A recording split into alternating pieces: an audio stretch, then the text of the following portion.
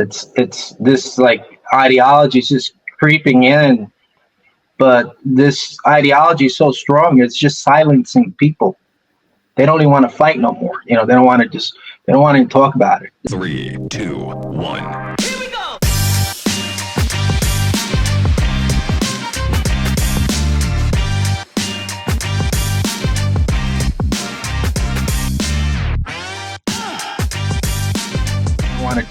They don't want to even talk about it. They're like, and it's happening to the kids. We see, we have some friends that have children, and they're like, yeah, it's okay now, being gay and this and that, and they just don't want to even talk about it no more because it brings problems to them in school, and so they're being bullied by the teachers, by other students, and I'm like, you know what? I'm done with this.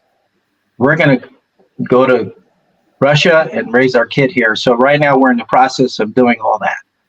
Welcome everybody to today's podcast, where we have 3 Latinos from the United States who are in Russia. And we are going to be discussing the differences between America and Russia, but from a Latino perspective. And so joining with us today is my fellow YouTuber, Dan Castle, also known as Wild Siberia. And our special guest is Mr. Tony Toro. And welcome, gentlemen. Welcome to today's live, even though this is a recorded live. But I would like to welcome everybody here. Hello, guys. Maybe you don't know my channel. It's Wild Siberia. I'm Dan Castle, and I'm really excited to join my good friend Eddie again and meeting a new friend Tony and discussing many different topics. I like expressing myself and sharing with you guys the thoughts that we have, because our perspectives, whether we're Latinos or not, I think they're really unique. And the more that we can have on these types of podcasts, it's really important so people can understand and maybe relate to different people. So I'm really excited about this. Thanks, Dan. Thanks for joining. And again, welcome to our special guest, Tony Toro. Tony, why don't you introduce yourselves to the viewers? Let them know who you are, where you're from, and how you've come to be in Russia. Well, thank you, Eddie, for having me on your podcast. A little bit about me. I was born in New York City. My parents are Puerto Rican, so in New York that would make me a New Yorican. I did spend some time in Puerto Rico as a child, growing up from like 5 to 10 years old, then back to Puerto Rico.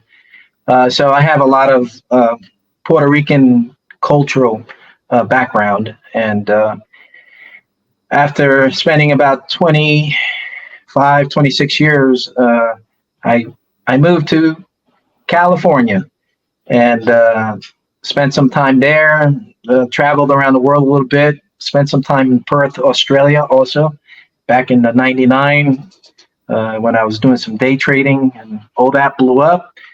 Went back to New York with my old company, and I spent another 3 years there. After 9/11, I decided, you know what, it was time to go back to California, where I built a business. And now we are looking at opportunities in Russia. My wife is Russian, and I have a little 5-year-old, and he's a Russian. It's kind of like a new word. And we're enjoying our time here in Russia, and just looking at the possibilities of either moving here permanently or moving here part-time to raise them. When you're talking about like how things creep in, it's interesting that you say that, because for me, I don't really pay attention to all of those kind of things.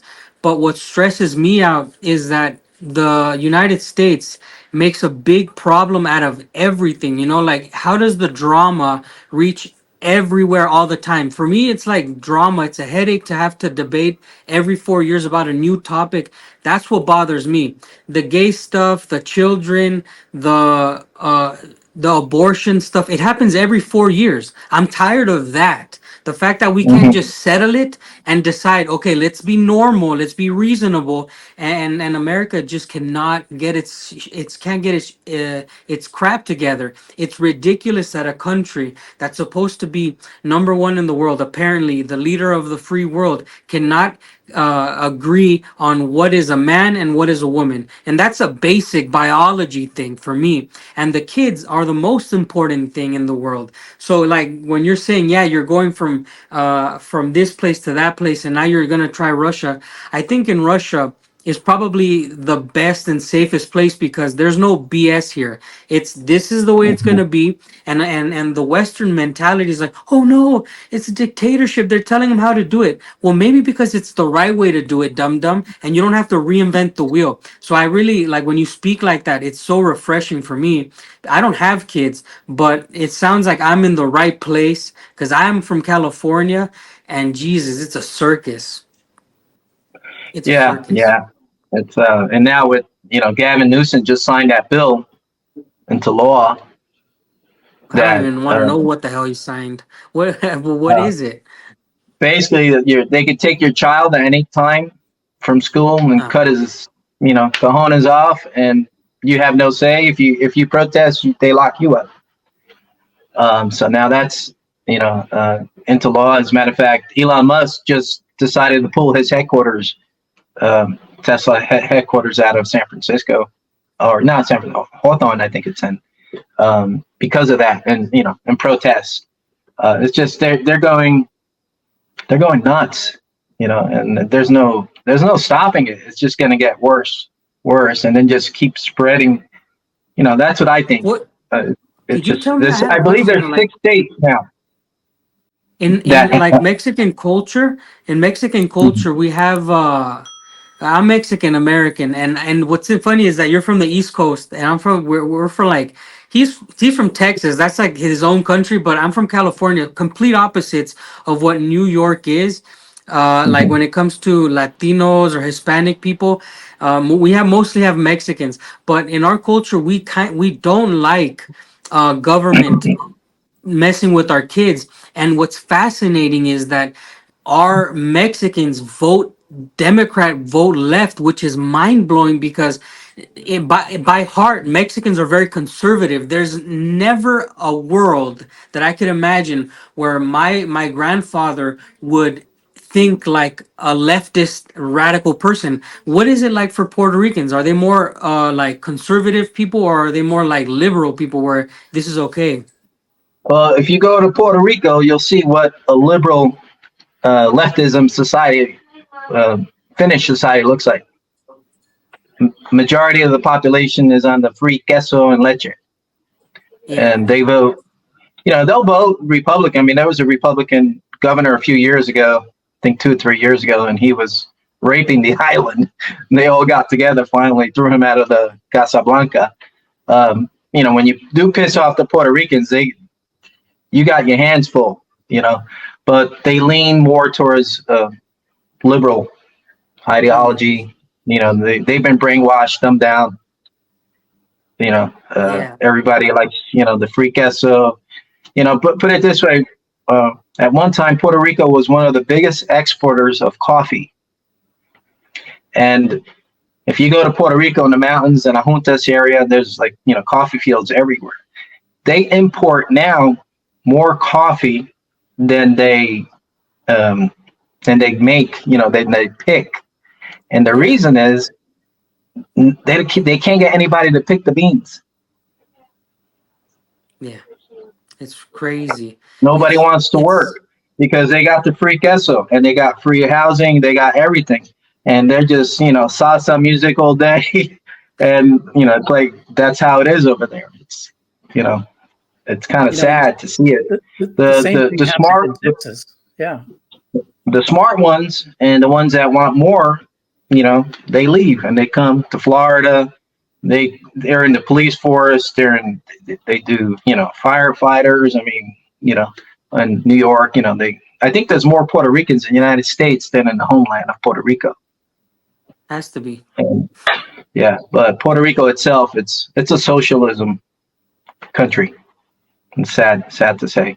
But I mean, they still have the values, the moral values. They still believe in Jesus and God, and you know. But yeah, it's a little different maybe than the Mexican culture, but similar, very similar. You know, all the Yeah, I think Latinos we're all kind of out of the same egg, but we got they got scrambled a little different.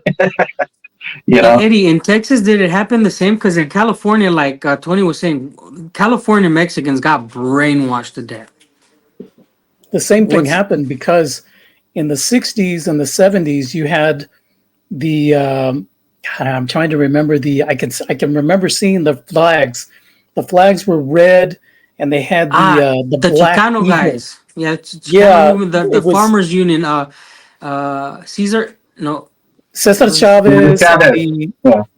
It was Cesar Chavez, and I can't remember the name of the organization, but they were pushing for, better pay, better work conditions, and they wanted to unionize the farm workers.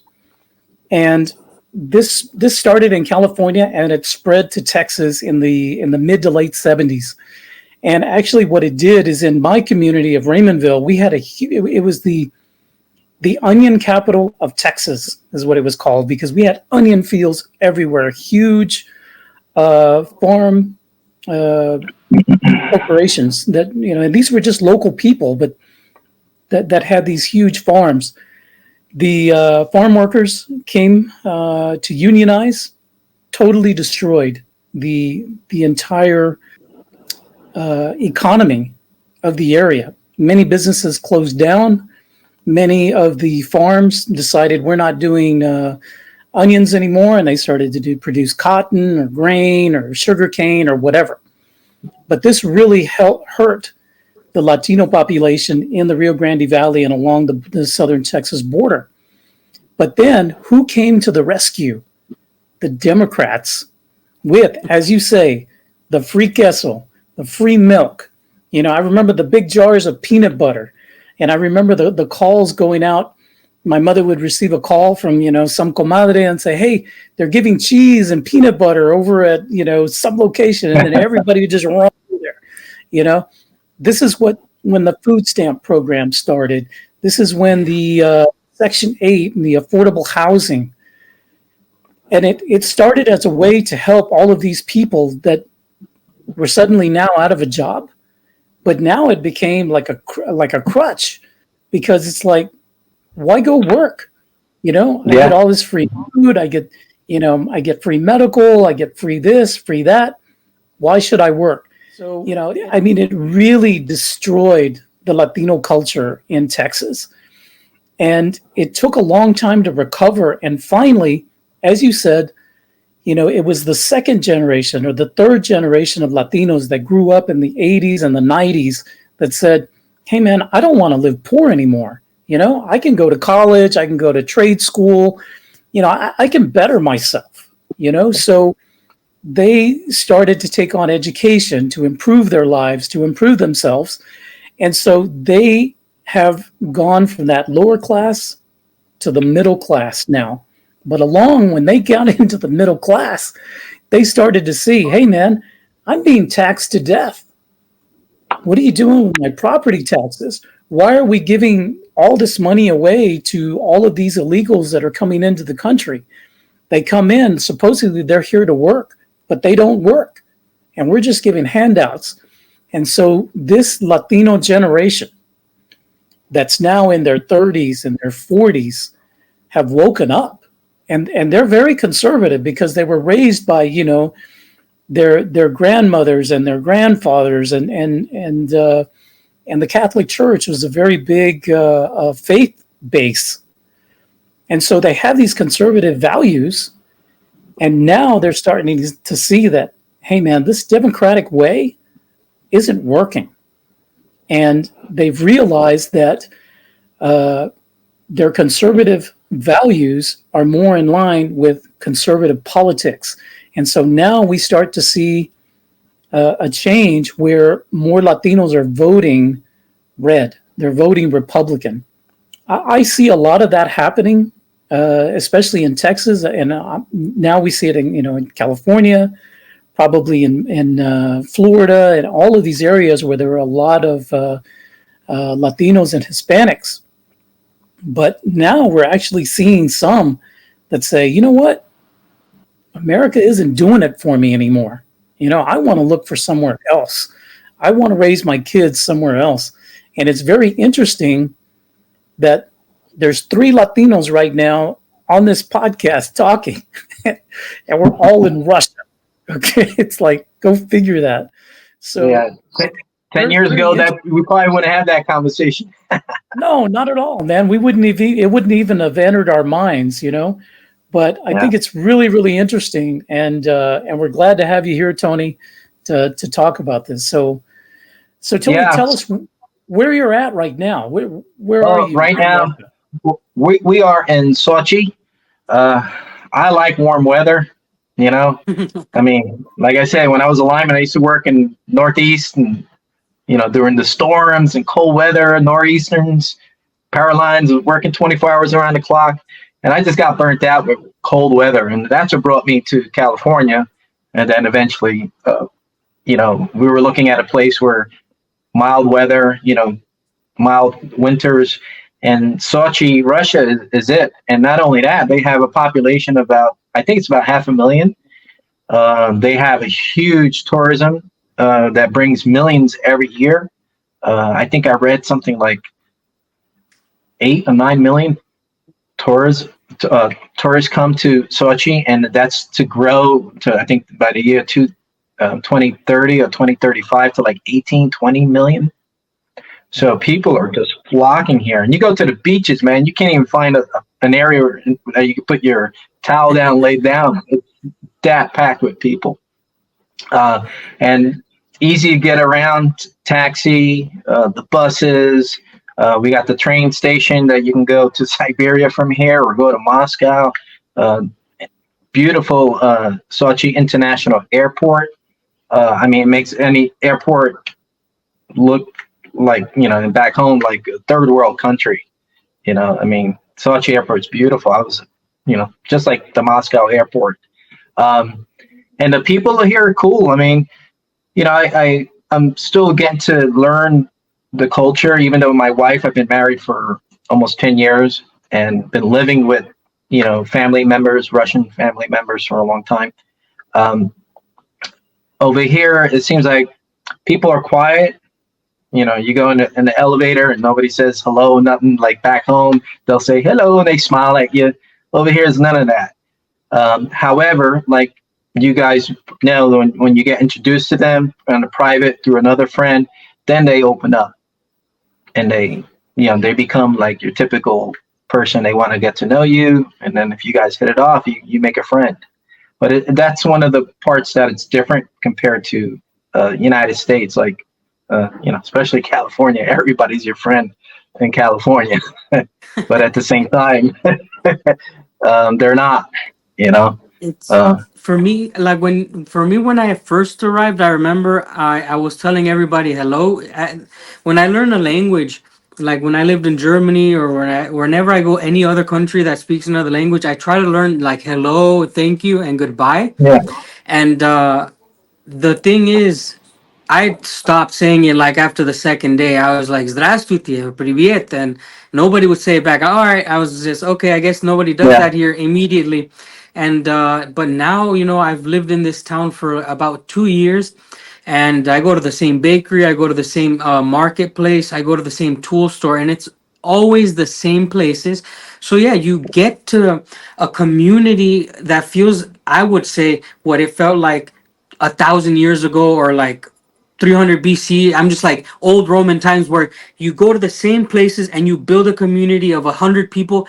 And that's real life to me now. Like, it's not where I was in California and I go to the same places, but we don't actually have a relationship with these people. It's like, okay, come on, you're gonna buy the soda, okay, get out of the door. Oh, you need to pay for your DMV tags, get out the door. No, here everything is so small that when I go to if it's like the government building, that's the government person who's gonna see me for the next 30 years. So we build that relationship. So, and I like that.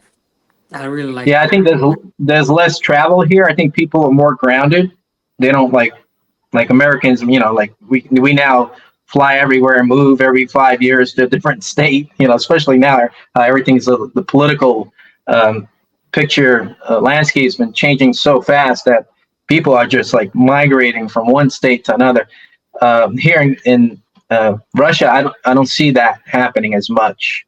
It's everybody's pretty much people you meet. They've been here for 2, 3, forever. We were just in Siberia, and it feels like going back 1,000 years almost. I mean, they have electricity, they have the internet.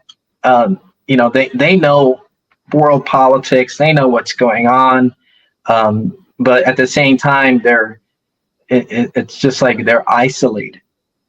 It's kind of like you feel like you're in another planet.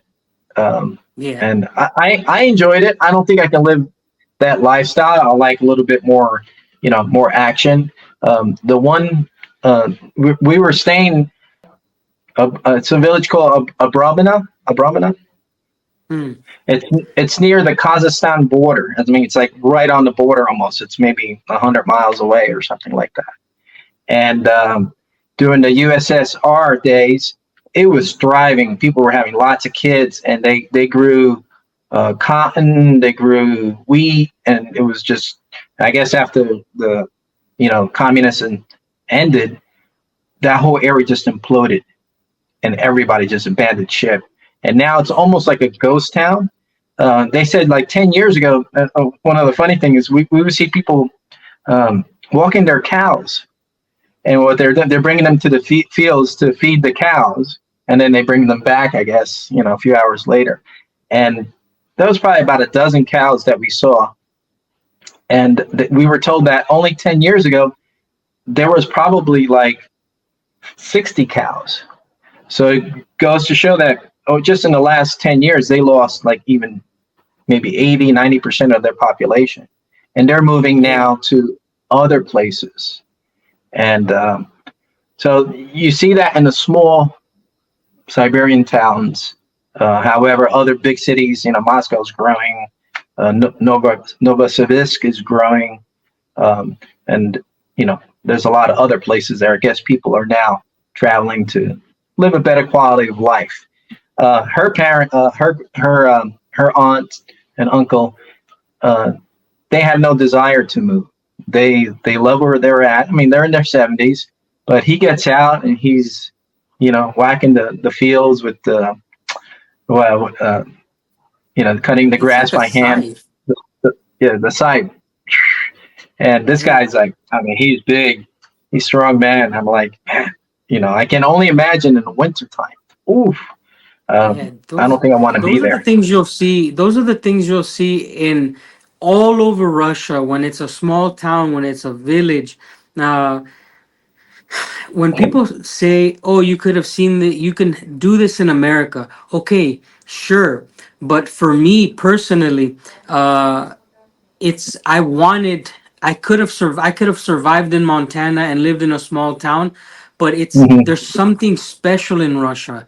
There's something special. I sit down in the mountain and I see Baikal and I see how people play, and I get in my heart such a like a feeling of happiness that when people say, "Oh, why did you have to go to Russia to feel all these things?" Well, you come check for yourself. If you don't feel it, then it's not for you. But I, as an American, I use my liberty to go anywhere I want, and it just so happens to be that a small town in Russia is the place that I want to be in for the rest of my life. Of course, I will travel, but these small things, like you mentioned, cows and the scythe and all these things, I see it every day. I live in a part of Russia that's very unique. I'm in the border of Buryatia and Irkutsk. This is very ethnic, traditional, like native people we would call in the United States. Like I live with native Siberians, and they got Mhm. hundreds of cows roaming everywhere. Like it feels like a frontier. I love it, Yeah. and it makes my my dreams of when I have kids, I'll drive them around Baikal, and like it's a frontier. People want to go to Mars and all these things, but man, we don't know what it's like under Baikal. We don't know what the top of random mountains exist in Siberia. It is the largest part, it is the largest country in the world, Russia, and Siberia makes up 3/4 of it. So I'm in heaven. I'll die looking for new things to do, because you'll never run out of things for Russia. You'll never I see it love all. it. It's Yeah. impossible. Well, this time around we had to come back to Sochi, but we're probably maybe in the winter time or early winter we might head up that way again, Lake Baikal area, because I wanted to see it. I heard so much about it, and I like to experience it myself. Come when it's frozen, and you won't be disappointed. Okay. Baikal is like any other I like lake when it's I like fishing. yeah. Well, we can ice fish, but yeah, in summer when if you're gonna see Baikal, and I tell people all the time, if you want to see Lake Baikal, if you come in summer, you're gonna see any other lake, and it's too cold for people who are not used to swimming in that water. Not even some people from Russia can go in that water because it's always cold. I swim in it all the time, but if you come in winter, you're gonna see a an alien planet. It is as far as you can see ice. It is the largest ice rink in the world, I call it, and you can drive your buhanka on it, and you can just ice fish on it. You can walk across it and say, it's like it's a beast. It is a natural wonder. It's a force to be reckoned with. It's amazing. I love it. I feel like I'm like kind of from all over the place because I grew up in New York, Puerto Rico, back to New York, California, North Carolina, and now we're checking out Russia, and we're deciding whether or not we're going to pull the trigger to stay here. We are in the process of getting my son's citizenship, and then I'm going to apply for my green card, so that way I don't have any hassles when we come and visiting back and forth. But right now we're leaning towards raising our son here and possibly living here 9 months out of the year, going back to North Carolina for the summers. And because we have a business, we have a banya business in North Carolina.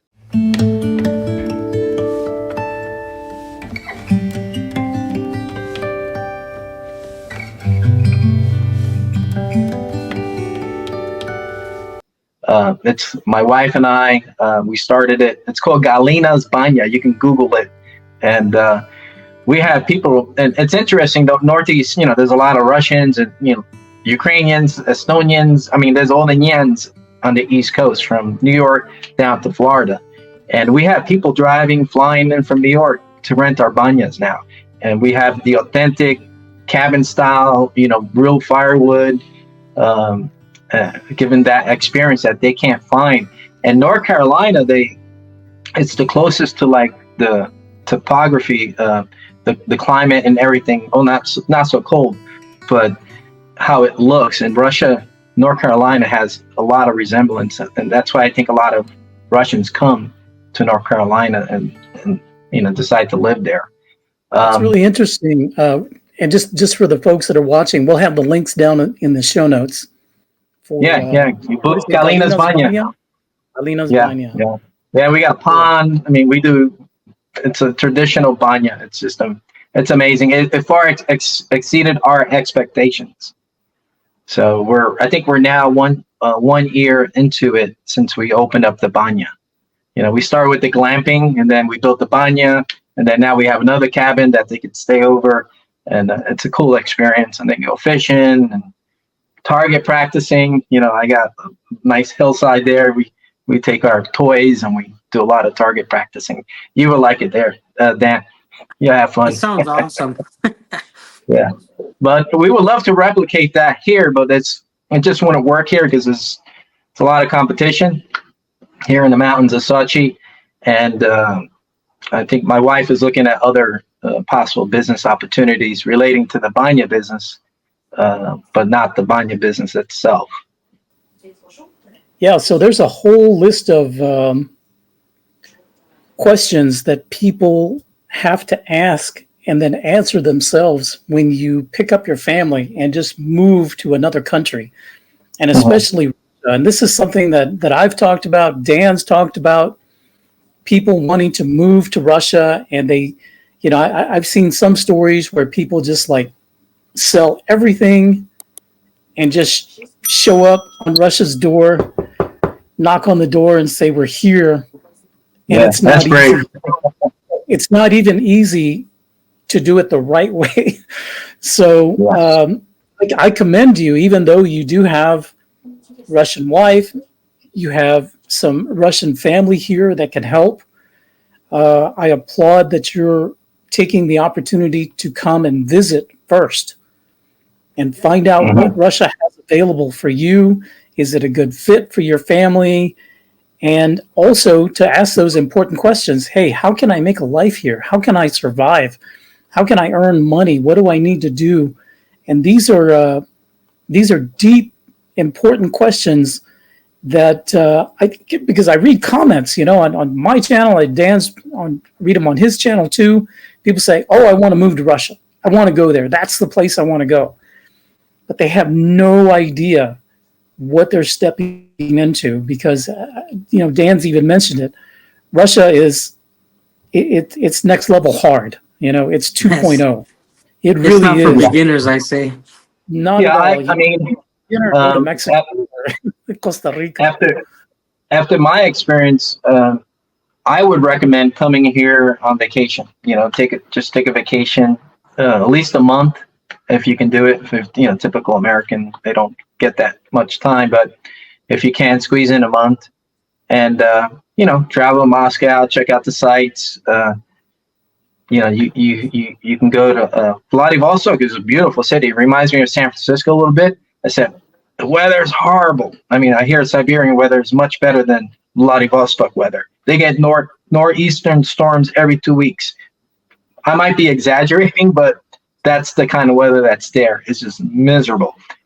But the people are awesome. I mean, after we got married, we I think it was like 2-3 years later, I visited Russia, and I was just amazed with my wife's family and friends.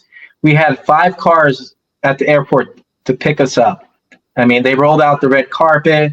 They had a whole bunch of flowers for her. I mean, it was just, just pouring love and affection with everybody. It was just, I was like, wow. That was the part where I'm like, that's kind of like how the Puerto Ricans are. They got a big heart. They love to give you a hug, and when you're in the family, you're a compadre, And I got that experience from Vladivostok and the people there and her friends. But yeah, the Americans just need to come here. If they don't have a wife, that makes it a little harder. I guess I would check out, the big cities first. There's more stability there and easier to get around. Some people speak English. When you get outside, I think of, Moscow or even in Sochi, most people don't speak English here. I try to, говорите по-английски? And yet and then I kind of fumble my way through the little Russian, говорите русский чуть-чуть, I know the basics, привет, пока, спокойной ночи, and things like that. But visit here is a must. Selling everything, just coming, I think that's kind of shock therapy. That's a tough one. I don't think most people, they'll probably run off and go back because there's a learning curve here. And, anytime you leave a home, it doesn't matter where you're from. You can be from the hood and you're still going to be like, oh, I miss home. You get that, those feelings things that you're used to. But traveling here will be a start. And then, look for what you want. Everybody's happiness is different. Danny, you found yours up there in Lake Baikal, Siberia, freezing. I love to visit. I don't think I can live there. I guess I'm a little chump when it comes to that cold weather. I love Sochi. Sochi is beautiful. Nice climate. The summers are hot there, but they got air conditioning here. Believe it, they got air conditioning. And that's my advice. Just come visit for the first time and then work on your game plan. because it's going to be a big learning curve, especially if you don't have any connections of family here. It's going to be tough. And the system to get your paperwork in order, as you know, Dan, is just loads of red tape.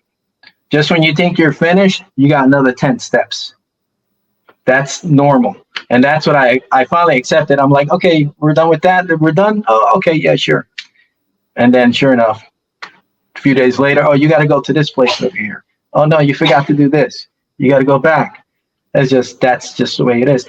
And, I talked to my wife about that, and the way that's actually good, because the government doesn't have so much control over everybody and everything that they're doing here.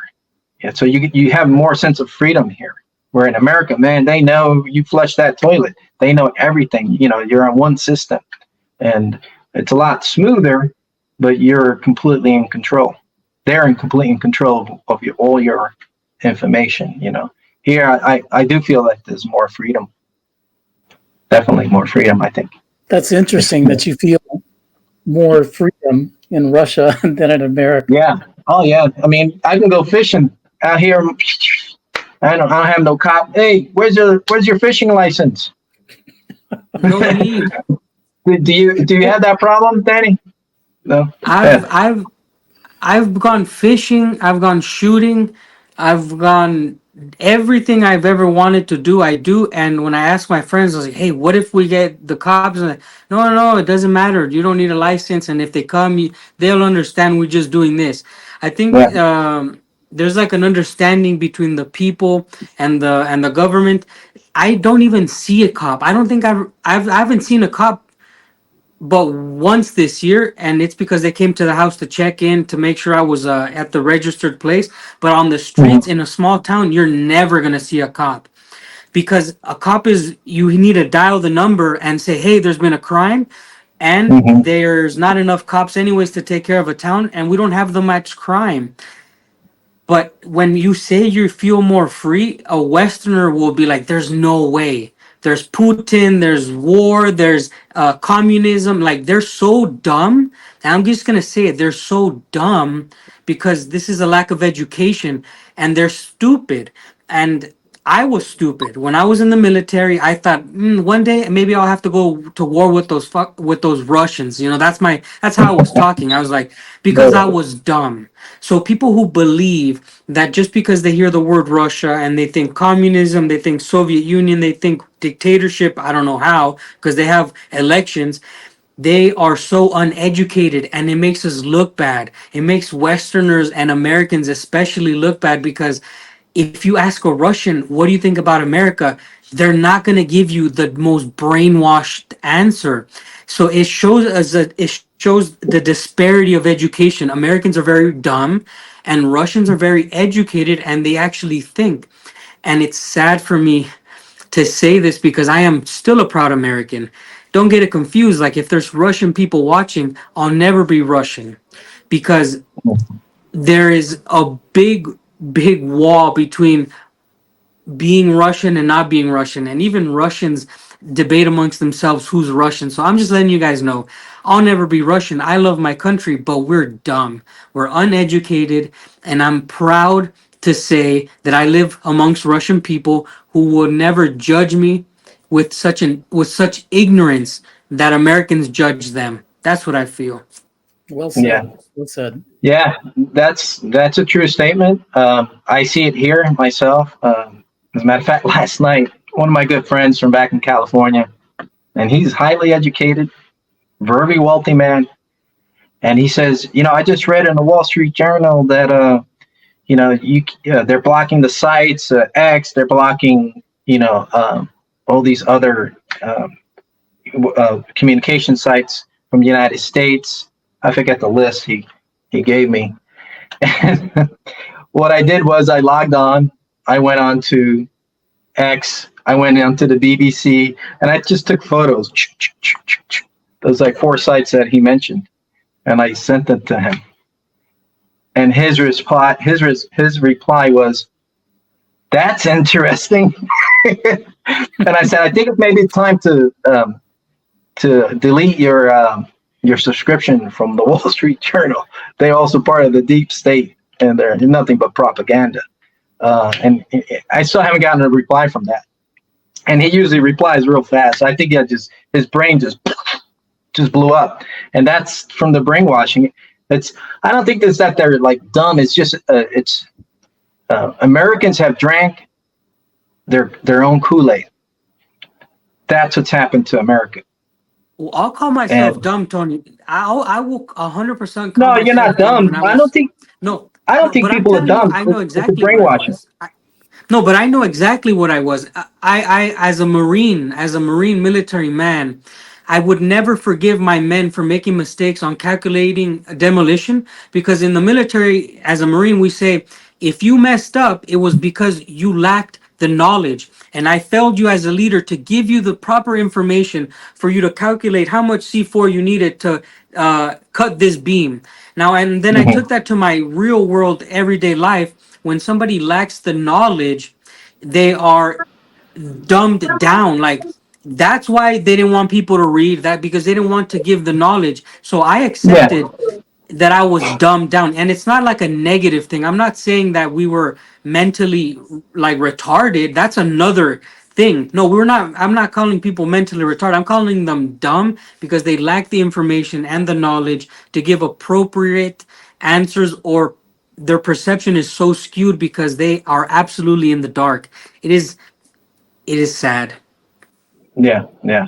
But like I said, my buddy, smart, highly educated, and this is how he thinks, because the propaganda is so great, and it's over years. I mean, I remember the Rocky movies, and they got the Russian guy. He's always the bad. They always portray the Russian in Hollywood movies as the bad guy. So you grew up thinking that way, being brainwashed, and you know. Luckily, Well, I married a Russian woman to find out the truth and reality, and got to see Russia with my own eyes, and I understand. And you were talking about the cops. There ain't no cops here either. And there's 500,000 people. The only cops I see are on the roads. They're giving tickets to the guys in traffic. They got these little sticks, and they flag them down, and they give them tickets. But, walking around, you really don't see them. So there's no crime. And I sent Eddie a video the other day of two children, maybe 8 years old, and the boy and his little sister, maybe she was around 6 or 7, walking down the street. And we see it often. And I tell my friends, that these kids are just walking around. Nobody touches them. Nobody bothers them. There's none of that stuff going on here. And they say, yeah, but they don't believe you. So this time I got my camera out, and I was like walking real fast behind them, filming it, and I sent it to Eddie. And that's the only way they believe it. And even when they see it, they still probably have a hard time processing that, because again, they drank their own Kool-Aid. This propaganda is just so powerful. It will take years for people to be deprogrammed from this, this toxic propaganda that we've been through. We're lucky. Danny, Eddie, we're just lucky. Somehow we were able to pull out of it, and that gives it's amazing that there's some percentage of the population that they're able to just peel back the onion and really understand what's going on. I always knew something was not right, even at an early age, 14. I didn't know what it was. It took me until what woke me up was 9/11, and I think I don't know if I told Eddie about that. I was a lineman working in Hoboken that morning, and I watched. I saw both buildings on fire. By the time I got to the waterfront with my truck, the first one was already down, and there was one standing, and then that one came down. I went into ground zero with a ferry, so I experienced all that. And about maybe 2 years later after that, there was a movie about the 9/11. I forget the name of it. It was that controversial producer. Can't remember his name right now. all right, the damn it. Did he make also Super Size Me? No, he didn't. He makes like Yeah, he does a lot of controversial. Yeah. he does a lot of these not movies but documentaries, and he did it on 9/11. And when I saw the explosions, Fahrenheit 9/11. Fahrenheit there you 9/11. go, I think. Fahrenheit 9/11. So that movie started. I, I was like, wait a second, that doesn't make any sense. And then I started, I read the 9/11 Michael report. Moore.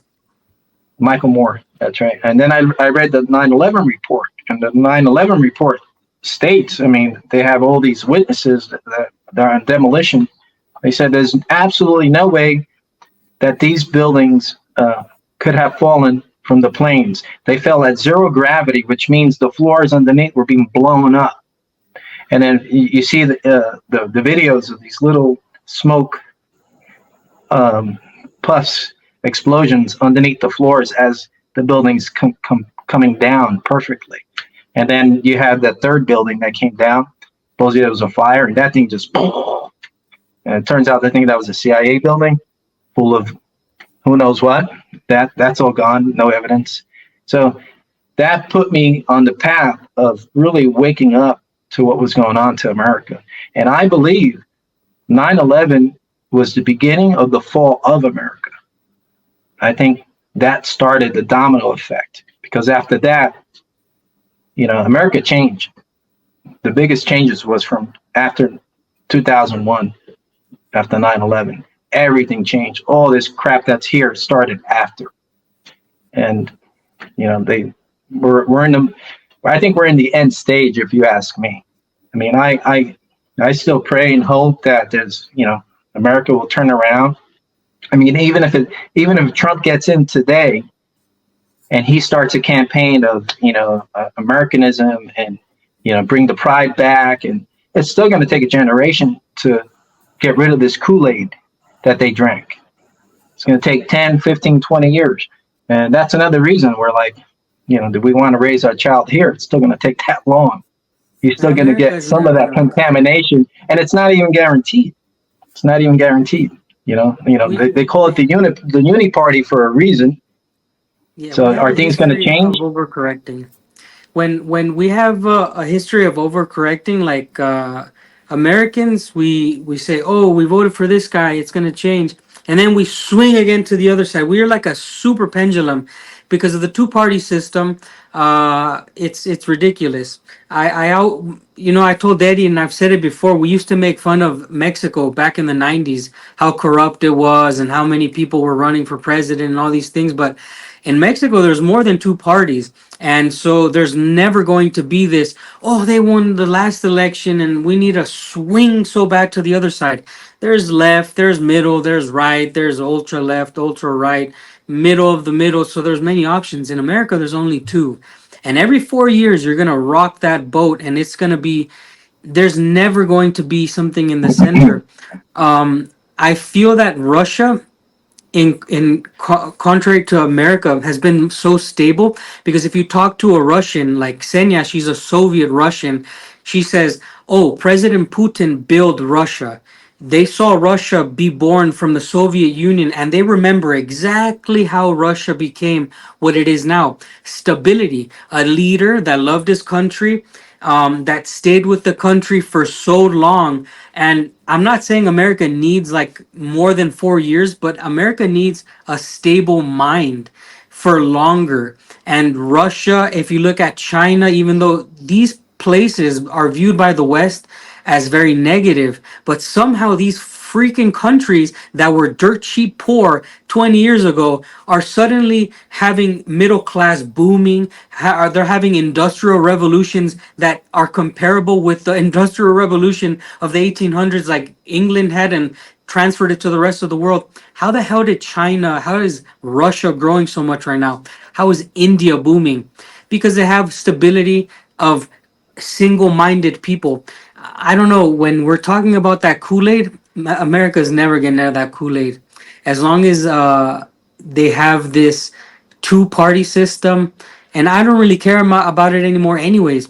Like, I hope it gets better, but if it just never stops, I never want to think about it, because I decided to move to Russia this year. I moved here in May. Like this is when I had a one-way ticket. The first time I got to Russia was a two-way ticket. In May, I said, "No more bull. I'm tired of it." You know, my family's in California. Bless them if they want to come visit. But the politics is insane. Every 4 years, and I lived in Russia when they voted. I think they voted to, and they voted President Putin again. You couldn't Mhm. even tell there was freaking elections. People just did their thing. Like it's not a big media. It's not like a big fuss. And I like that. I Yeah, asked her, "Are you gonna vote?" And she's like, "No." Like, it's always gonna turn out how it's supposed to turn out. We were probably busy that way that day, anyways. But politics is not involved in everyday life for Russian people. Where in America, it's everything. And if you're watching this and you think, oh, it's because there's a dictator. No, you dumb. It's because the way society is built in Russia is not to be master of puppets. There's no way the government is going to find me fishing in my small little swampland. They don't care about my license. They just care that I'm not killing people, that I'm not selling drugs, that I'm not breaking the law, and they leave you alone. And yeah, the laws that they impose on you are not so radical that my future wife and her father have to go protest. Could you that's imagine right. if governments were so bad in Russia? You would see protests everywhere, and you might tell yourself, oh no, it's because they're illegal. No, they're not illegal, dum dum. You just have to follow the way. There's laws in Yeah, Russia. that, You can legally protest. And I yeah, am keep saying dum dum for the dum dums out there that don't understand that some societies work better and people are adapt to them better, because in America the government built the society for us and we're always fighting it because it's so turbulent. In Russia, you're not going to see that so much. yeah.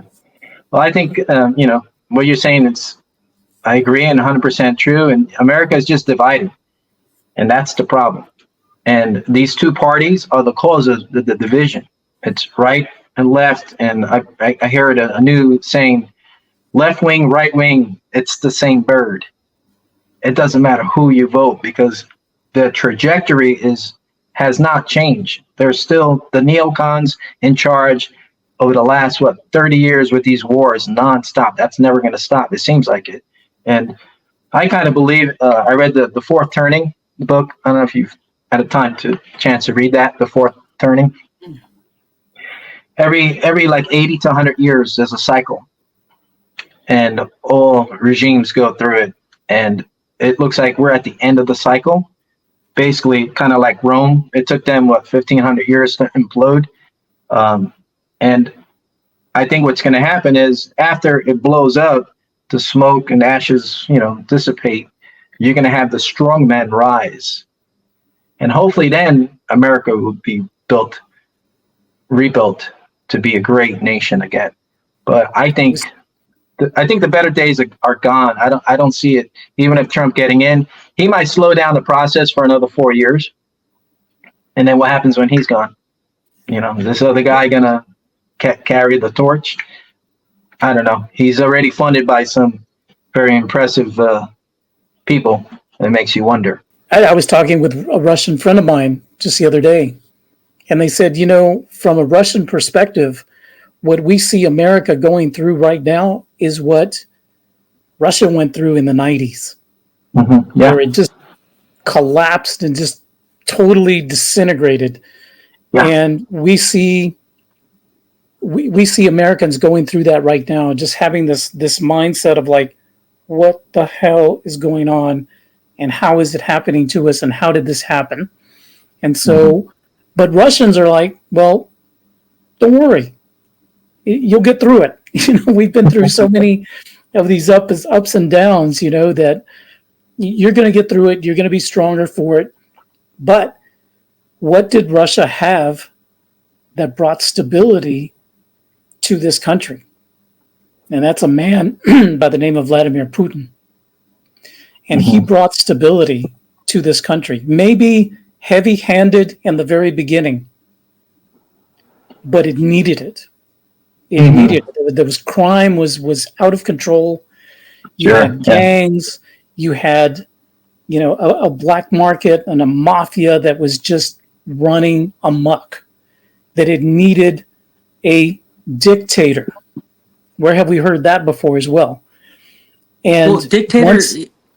Oh, a dictator in a way that to restore order, to bring yeah. order. And once there's order, okay, now we relax it a little bit and let things progress.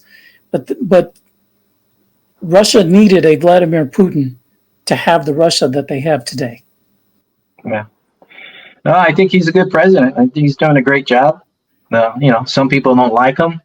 I personally, I like him. I don't see any reason to protest here. I have that's bad. I'm gonna, protest. Nah, like you said, there's no need for it. As long as everybody here is morally intact, and that's one of the things I love about Russia as a society. You don't see people screaming, fighting with each other like you do in New York or New Jersey, and everybody's respectful, everybody's quiet, everybody's minding their own business, raising their families, working, doing what they got to do. And it's something special about that. I like it. And I see, again, Putin did bring from where it was all the corruption to now where their GDP is growing faster than the United States under all the sanctions they had. I heard I think it was you, Eddie, that posted Nestle, the chocolate. Nestle, yeah. We're getting they're going to start making Kit Kats again here or something.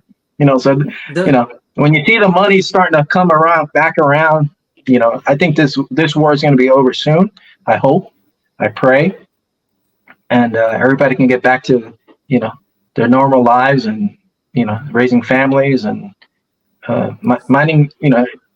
America has no business in Eastern Europe. Put it that way. I don't agree. We shouldn't be funding any money to Ukraine. The way I see Russia is impressive for me because Russia is younger than all of us here. Okay, we're all older than Russia. Of course, Russians could say, "Oh, Russian culture extends for 1,000 years." No, Russia became Russia in 1991. That's right. It came from the Soviet Union. Before that, it was the Russian Empire, which was it's not the same Russia. If we're not gonna agree that Russia now is not the Soviet Union, then Russia now is also not the Russian Empire. Is also not no Russia now is from 1991. It's such a young country. What is that? 1991. It's 30. 25, 35 years. Almost 35 years. 36, 37, 30 years. Sorry. Yeah, 35 years. No, it's younger than me. I'm 34, so 91, that's 2 years. It's 32 years old, guys. It took 32 years for this country.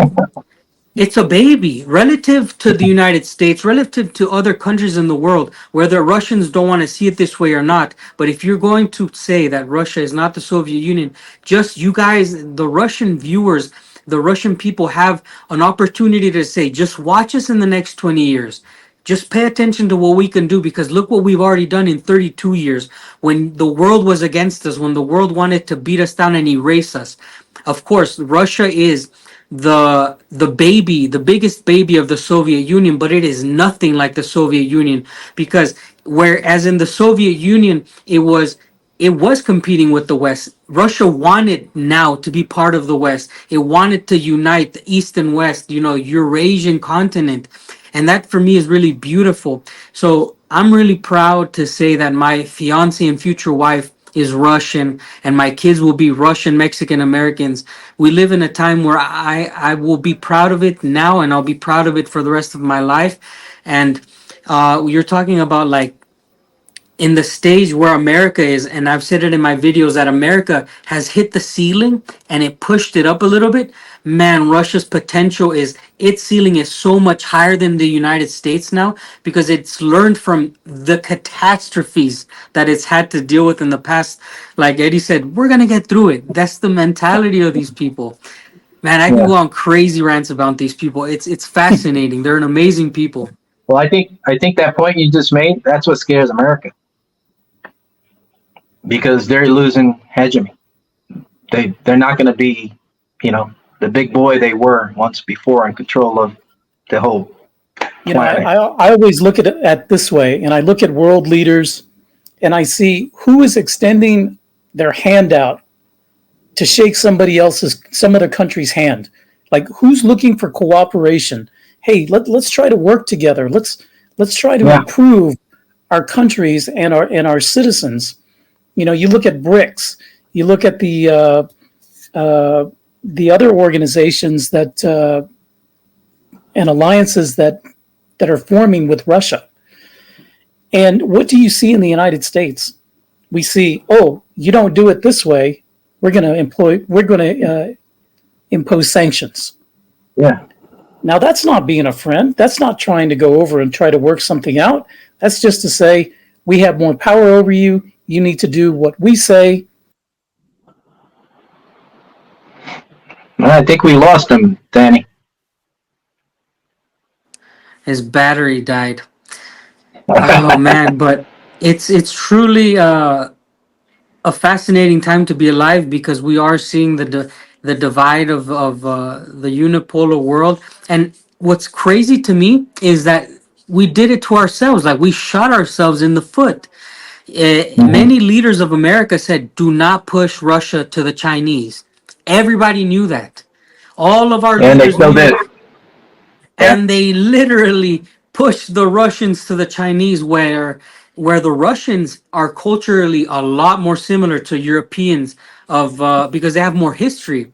Hello, welcome back, Eddie. The Welcome Russians back, Eddie. historically Thanks. are genetically more European than they are Chinese. So where the hell whereas the great minds of America, when they decided to push the Russians to the Chinese and push them away, it could have been the greatest alliance. I don't know how we messed it up. We were great allies in the 1940s when we had to defeat the Nazis, and then they took a dump on the Russians. I don't know. Yeah.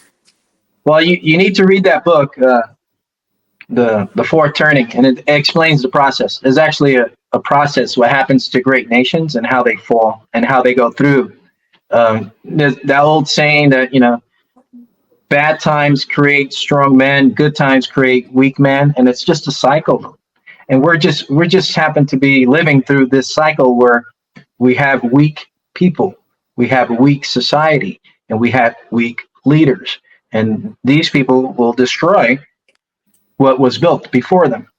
It's kind of like having a spoiled kid, give him, $1 million, and 2 years later he's broke and he blows himself up. And that's what's happened, I think, to America. They were giving the Kool-Aid out to everybody else, and then they decided, oh, maybe we should drink some of this Kool-Aid, and boom, here we are. That's where we're at. And I don't know. Not that I give in hope. You always have to have hope, right? You always got to, pray. Look, God gave Trump another chance. By a millimeter, 2 millimeters, he would have been dead. So there is a possibility that maybe America could turn this around. But in my situation, I'm looking at my child. Where am I going to raise him? I don't have 20 years of correction time, because it's now. I'm in the now time to raise him, and I want to be, be in an area where the society is morally intact, and I don't have to worry about the drugs and him, getting fentanyl overdosing. Like, I hear that all the time back home. I think it's 40,000 fentanyl deaths a year. It's like, and nobody talks about, like, oh yeah, he was doing drugs and he's dead now. No big deal. It's like normal. It's like we're so used to it in the United States, and it's not normal. That's insane. But the media has normalized immoral and unnatural behavior. Yeah, it's been normalized, and so yeah.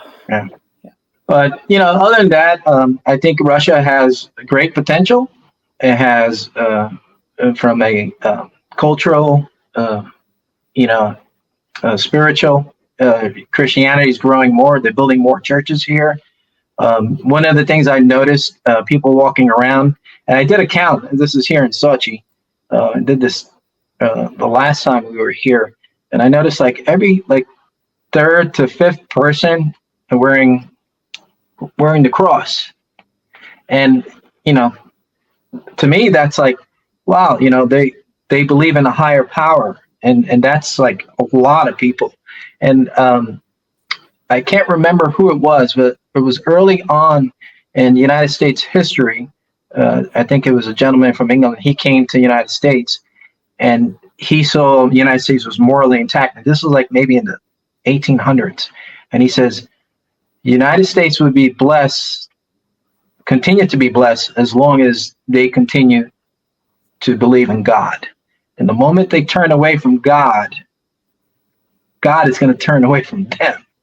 And I think that's what's happened to America. That's what I think. And here in Russia, everybody's, not everybody, but a lot of people are, religious, spiritual, and that's keeping the society intact. And God is blessing Russia now. And I like to be in a country where it's being blessed by God. And that's what I believe. So we'll see what happens. We got a still long process to go. And but so far, harasho, like they say in Russia, all looking good. God bless Russia. And God bless America too, of course. But I've been saying that for years. But he hasn't been listening to me. Well, guys, thank you so much for watching. We hope you've enjoyed this podcast and this interesting conversation that we've had. I think it's been extremely rich, extremely valuable, having Tony and his fresh perspective. I've been in Russia now for off and on since 2018 and now here for a little over a year. And Dan's been here off and on as well for the past couple of years. And now we have Tony, who is vacationing in Russia to determine if this is the place where he would like to raise his family. So we hope you've enjoyed this podcast. If you do, make sure you hit the like, the subscribe, and share this video. Also go to Dan's channel. Make sure you do the same there as well. And we hope to see you all again soon. Yeah, thanks, Eddie, for having me on here. It's always, like I always say, always a pleasure to sit amongst friends. Thank you for introducing me to Tony, and I hope everybody who watched enjoyed some of this conversation. Make sure to comment your favorite part. Maybe there was something that was unclear. We're always reading the comments, and we're always glad to reply. All right, Eddie and Danny, it was a pleasure meeting you, Danny. I've met Eddie a few in person in Moscow, and it was great to be on this podcast. Maybe I'll be invited again. I don't know. We'll see how it goes. But it's been a great experience so far here in Russia. And I'd like to thank everybody who's watching this and give comments. I'd like to hear your feedback. And like they say in Russian, "Пока, до свидания." Пока, до свидания. Absolutely. Okay, guys. Have a great one.